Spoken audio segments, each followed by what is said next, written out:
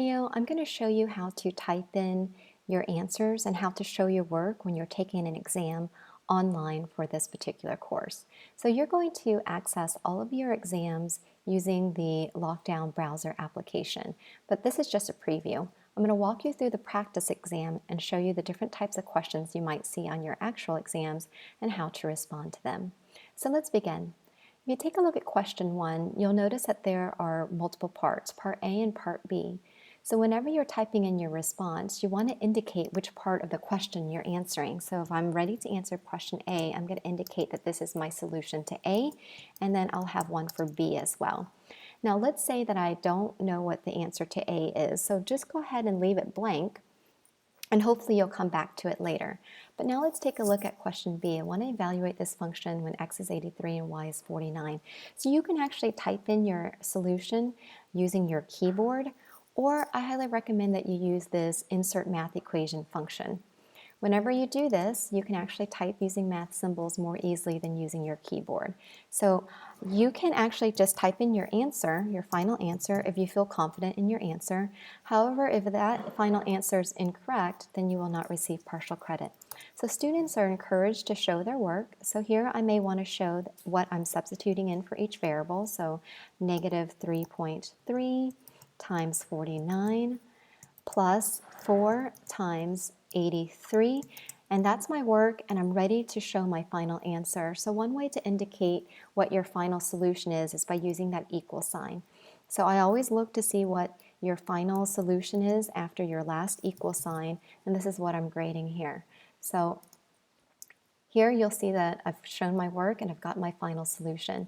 Now if you've made a mistake anywhere and you want to make any changes, you can actually highlight this and then click on that insert math function again. It'll bring the screen back up where you can start making some edits or changes. Okay, now let's say I'm ready to go back and answer question A now. Again, I want to show my work if I want to receive partial credit, but let's say I'm pretty confident in my answer, then that's fine. You can go ahead and just type in the final answer. Okay, let's take a look at question 2. Notice here in question 2 we want to combine like terms where we've got some terms that have exponents in it.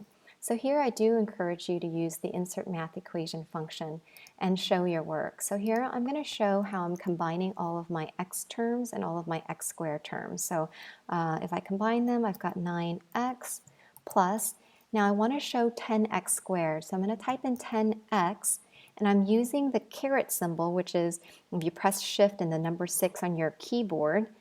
All right, when I do that, notice that this math tablet actually raises it and it knows that you're trying to put in an exponent. So that is really helpful. And then I'm going to show minus 7x squared. So again, using the caret symbol. And this is not my final answer because I need to combine those last two terms that have the x squared in it. So I'm going to use the equal sign, and here I'm going to show my final answer. So 9x plus 3x squared. There is my final answer, and I'm going to insert it. Okay, let's take a look at a question like 3. Here we want to solve this equation for r, and again you want to show work to receive partial credit. So here I'm going to show that my first step is to subtract 40 from both sides. So t minus 40, and I'm still left with the 0.25r on the right hand side. I'm going to go ahead and insert this as the first step in showing my work. Now I'm going to press the enter key and show my second step. So now I want to divide both sides by 0.25. There are two ways that you can do this. You can, and again I'm going to use the insert math equation here, you can either start by using a pair of parentheses to show that you want to divide the entire left side. And now I'm using the division symbol, which is the dash, the back key on my keyboard. And notice that this tablet immediately turns it into a fraction. And I'm going to divide the whole thing by 0.25, and that equals r. Okay, so this is one way of typing in your answer.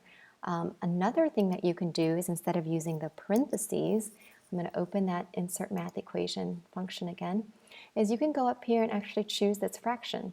So here we've got this fraction, and I can actually type in the numerator. So notice that I'm not putting in the parentheses because this fraction bar, it maintains the order of operation for me. But if I don't use that, then you want to make sure you put parentheses around the numerator to maintain order of operations. Okay? oops, equals R. Okay. So let's take a look at the last type of question here. You've got multiple parts again, but you might want to answer the question in a complete sentence. So here I'm going to start with A. Let's say again, I'm not ready to answer A yet, so I'm going to skip it, and I'm going to go ahead and write down B and respond to B. So I'll say that it looks like it's approximately 200 degrees Fahrenheit, and C looks like it is approximately 75 degrees Fahrenheit. Now let me go back and focus on question A. So describe how the temperature, okay, changes. So maybe I want to say the temperature decreases, and it looks like it decreases rapidly at first. Then the rate of decrease seems to slows down until the coffee reaches room temperature. Okay. Now, once you're confident in all of your answers, right, at any time you can always go back and change any of your answers, but once you're ready, and then notice here there's a clock that's running down the time for us, then you can go ahead and submit your quiz. And then within 2 or 3 days, I will have graded your quiz, given you some feedback, which you'll want to go back into Canvas, open up the exam, and look at my feedback to your exam.